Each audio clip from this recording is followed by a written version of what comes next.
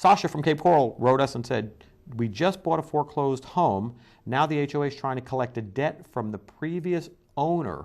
Can the HOA come after the new owner of the house for the previous owner's debts?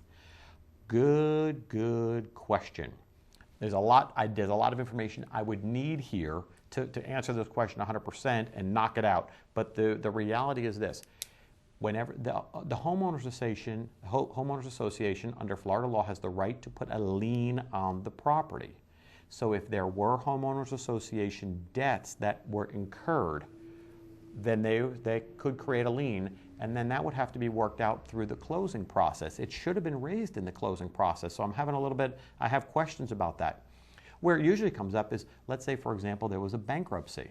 Now, I think we've talked about it on the show before, but let's say you're buying a house or a condo, and there's a bankruptcy involved. You're buying after the person filed bankruptcy.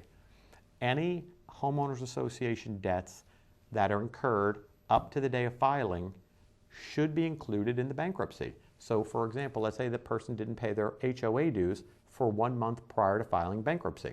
And then they go through the bankruptcy process, let's say Chapter 7, and they get a discharge. Then the house gets sold later.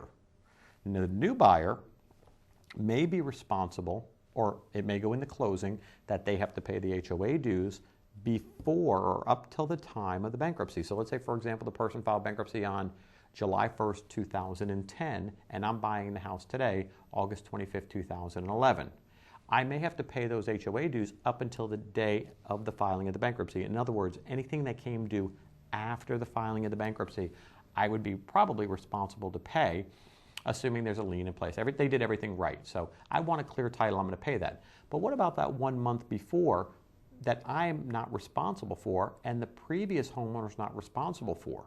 That if that debt was legitimately included in the bankruptcy and discharged, then the HOA eats that one.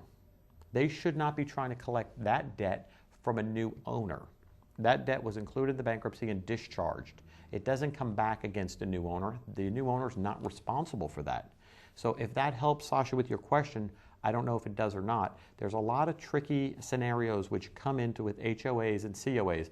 So I would have a lot more questions on this, if I was going to give you the best answer that I could. And unfortunately, your question wasn't as detailed as I would like, but you didn't know that. I didn't know that. I'm glad you sent the question in because it may help or prompt somebody else in their situation if an HOA is taking advantage. Let's say let's face it, folks, the HOAs, the condo associations, they're taking a major hit because a lot of people cannot afford to pay them, or a lot of people have just abandoned the properties and they're not paying.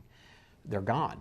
So the HOAs and the COAs, condo associations, have to go ahead and put liens on the properties, and then they have to follow up. Sometimes they're even filing their own foreclosures when the banks aren't foreclosing fast enough. I was speaking to a condo association lawyer not too long ago, and he said, yeah, we're being prompted to do something because the banks are just sitting on it and they're doing nothing. There's also a little bit of a gist in this when it comes to short sales. When there's a short sale, the banks want to get, or the condo associations want to get 100% of their money. And I believe under the statute, they're entitled to it. So if there's a short sale, that's got to be taken into consideration when the purchase price goes in. So if I'm buying a house for $80,000 and the HOA is owed $10,000, the bank's not going to get all that money. The money's going to be paid to the HOA association so I can get clear title.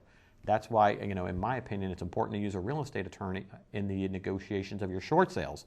If you don't, you could be making a huge mistake buying a property like this. And I hate to say it, I think Sasha ran into a problem here because of, lack of due diligence, you might say. But again, I don't blame her for that. What I would do is say maybe she got bad advice because she should not be having somebody try to come after them for a previous owner's debt.